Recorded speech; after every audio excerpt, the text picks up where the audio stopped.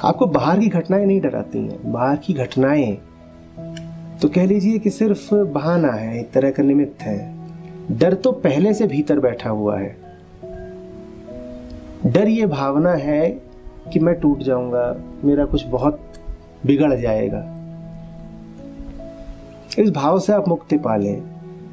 आप इस शून्यता में जीना शुरू कर दें कि हमारा कौन क्या छीन लेगा।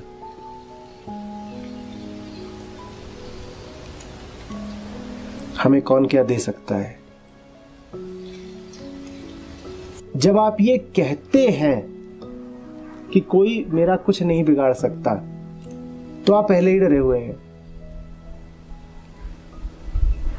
पहले ही इसमें बिगड़े जाने की आशंका और फिर उसका निषेध है।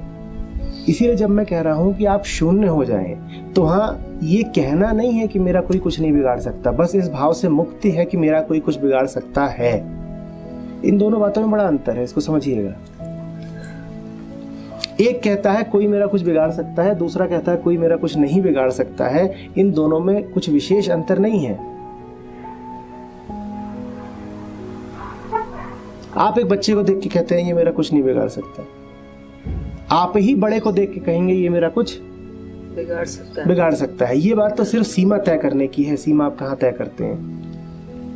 हर व्यक्ति जो डरता है किसी से, वो किसी दूसरे से नहीं भी डरेगा, क्योंकि उसने स्वयं तय किया है कि डरने की शुरुआत कहां पर करनी है, किस बिंदु के उपरांत अब डर का क्षेत्र है। तो डरना और डरने का विरोध करना, ये दोनों एक ही बात है। इसी को हम कहते थे कॉन्फिडेंस इज फियर। जहां पर मैं भाव शून्यता की बात कर रहा हूं, बिल्कुल अलग बात है। वहां इन दोनों का ही लोप है। वहां आप डर का ख्याल ही नहीं कर रहे। वहां पर न ये है कि मेरा कुछ बिगड़ सकता है, न ये है कि मेरा कुछ नहीं बिगड़ सकता, क्योंकि उपरोक्त दोनों ही वाक्यों में बिगड़ने शब्द की मौजूदगी तो है ही। ये जो तीसरी दशा है, इसमें बिगड़ने का ख्याल नहीं है, न ही न बिगड़ने का ख्याल है। इसमें बस स्वास्थ्य है, इसमें बस सहजता है। आप ये सोच ही नहीं रहे कि बिगड़ेगा, नहीं आप ये सोच रहे हो कि न बिगड़ेगा। आप समझ रहे हैं? नहीं बिगड़ने के ख्याल में भी भय है, और उतना ही है जितना कि बिगड़ने के ख्याल में है।